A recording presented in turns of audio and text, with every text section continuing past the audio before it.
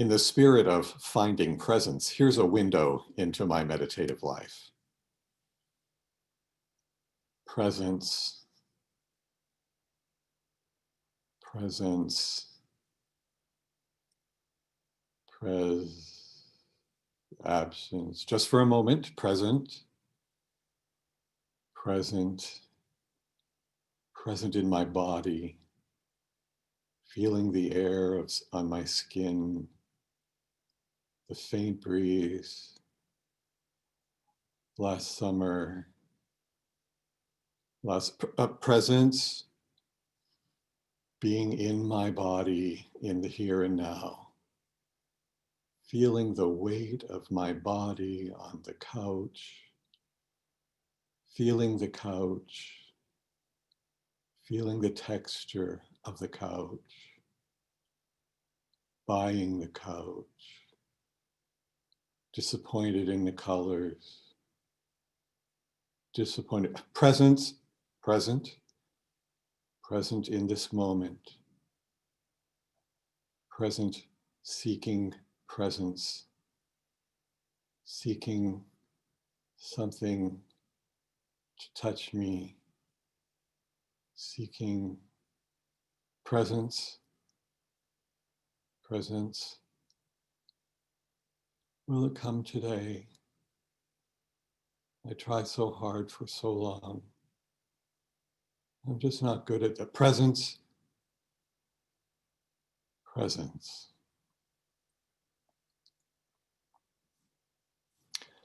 Another illustration. A caricature of the opening line of the prayer suited to my Myers-Briggs type is, "Great Spirit, help me to finish everything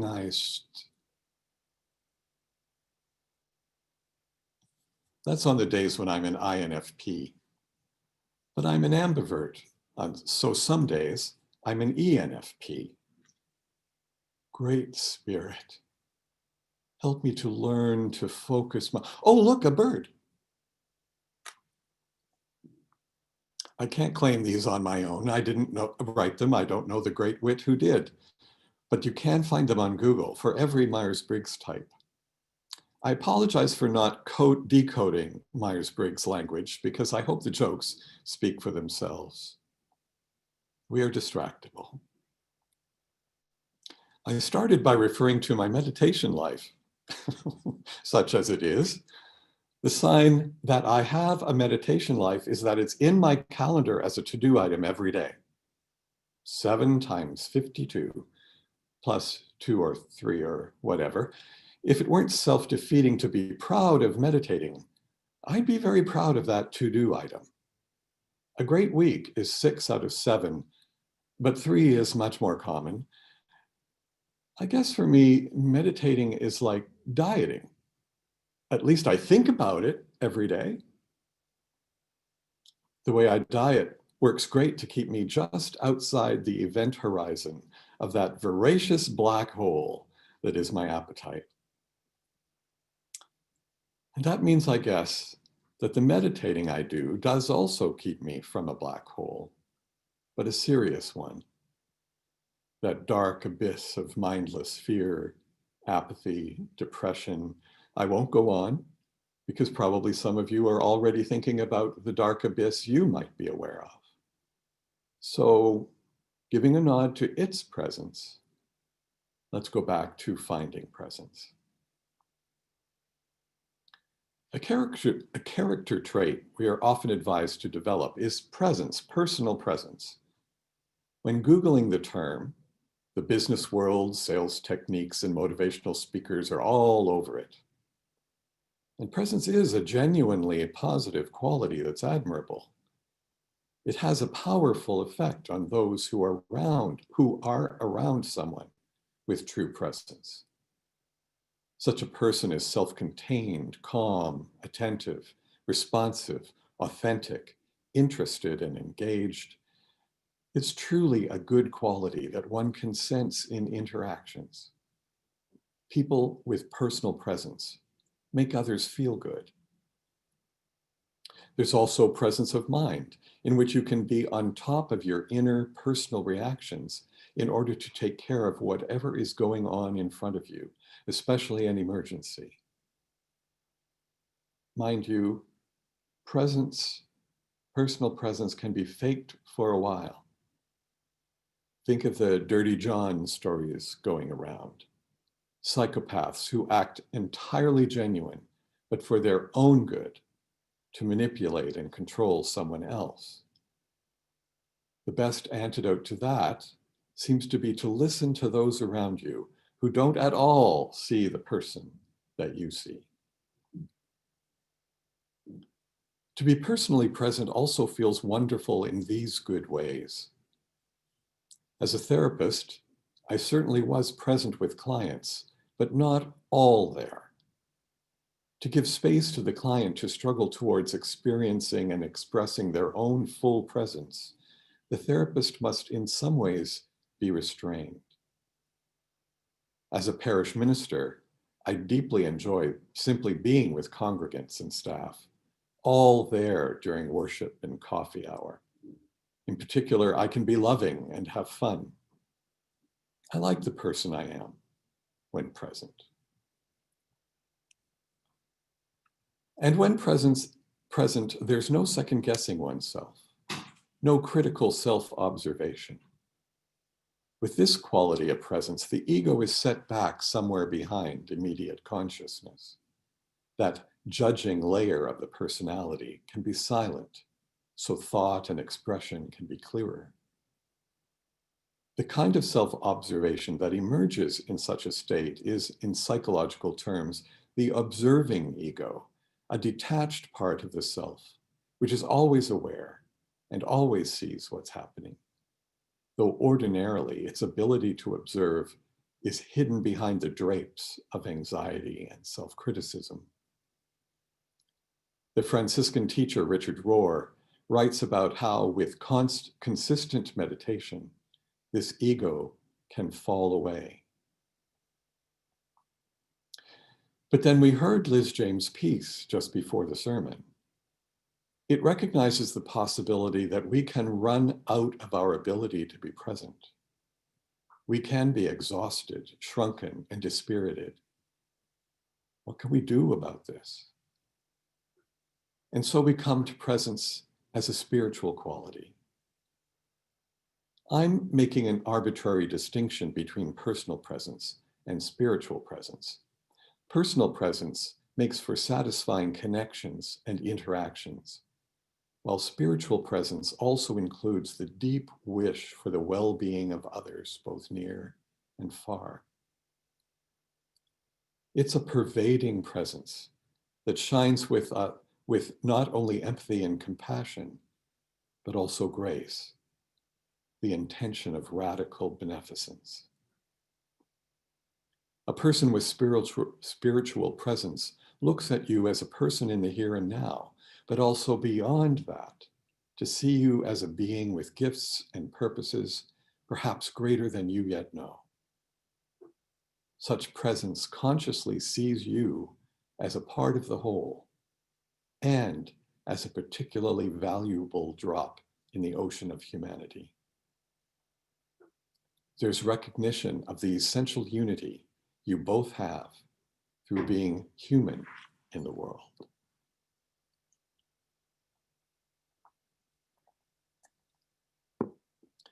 If this is how someone with spiritual presence exists in the world, how do we get there? It has to be led by some form of practice in which we work to be small p present in the here and now, but also through effort to focus and concentrate the mind and our perceptions, and to let go of what's distracting, unhelpful, or momentarily emotional, letting pass by all the flotsam and jetsam floating on the river of consciousness. Instead, to hold on to whatever grounds you so that you're not also hopelessly floating down that river. So you can look to the horizon of simplicity that's your goal. The breath, a mantra or a phrase you find powerful, can bring your focus back. It takes a lot of consistency, this practice, from day to day, though not necessarily a lot of time in any one day. For some who practice, the goal, that horizon of simplicity, is an experience of presence. Not just to be present, but also to perceive some essence of presence in connection with you. When here, we're on the event horizon of the ultimate. On the natural, though not necessarily scientific side, lie nirvana, or moments of transformative unity with all that is. Perhaps we can say a particular state of being. On the supernatural side lies what's most easily but not completely described as the divine. Perhaps we can say a particular sense of being. That's what I seek in my current meditation, which is contemplative prayer. It's contemplative because its goal is to experience an open, receptive, but active state of observation, of readiness for the ultimate, for conscious contact with whatever it is that's divine. That's the prayer part of it. Often prayers are words thought or spoken, but sometimes prayer is simply a desire for or openness to a connection. Prayer involves relatedness. One can call the divine or conceive of it in a lot of ways, including that it's not an it at all. The phrase I'm using now is blessed beauty. I used to think my enjoyment of what's beautiful was shallow, but now I understand that beauty is a quality that pervades the entire universe. If one keeps an open mind as humankind looks ever more closely at what our world is and how it functions, we find beauty everywhere. So I sit quietly and as comfortably as my aching back allows, and however much I can at the time, empty my mind. The theological word for this is kenosis, Greek. Many of us seek this as we aim to let go of inner obstacles and our reactions to outer difficulties. It's impossible for any length of time, of course, but the practice is to let go or empty. Become aware of what's filling up again and to empty again. That's what the phrase blessed beauty is for, to call me back to emptiness. There is much pressure on us to fill up our identities and our lives. Richard Rohr writes, in our consumer culture, even religion and spirituality have often become a matter of addition, earning points with God, attaining enlightenment, producing moral behavior. Yet authentic spirituality is not about getting, attaining, achieving, performing, or succeeding, all of which tend to pander to the ego. It is much more about letting go of what we don't need anyway, although we don't know that ahead of time. The great Dominican mystic Meister Eckhart said, God is not found in the soul by adding anything, but by a process of subtraction. True spiritual wisdom reveals that less is more. The potential in this state of emptiness is to be filled with something that is responding to or aware of us, that doesn't pander to the ego, but expands our sense of self. In some forms of meditation, such as chanting, one might experience boundaries dissolving, though not emotional boundaries, which are important in our daily lives. If you picture yourself as having or being an energy field, you can come to perceive a border around your energy. Chanting creates physical vibration, that can actually lead to a felt sense of this border expanding and becoming, let's say, porous. You still have an awareness of your center, but less and less of your edges. So this is the paradox. We can perceive our fullest and deepest sense of who and what we are, existing in this world and relating to all that's around us, by emptying ourselves of what we think we are, much of which is unnecessary. In this way, we can be more present to and within our experience than we've ever been able to perceive before. And this paradox too, by practicing self-emptying, we make room for knowledge of a presence that, as we become increasingly familiar with it, we realize is never absent, never gone. Both Islam and the Baha'i Faith assert that the divine is closer to us than our jugular vein. Our attention and focus may pull us away, but presence is constant. As we practice finding presence, we can develop greater and greater wisdom about ourselves and others, about life and death, about existence and being. This wisdom is not a compendium of facts, but an understanding of realities, the struggles and processes of a spiritual being having a human experience.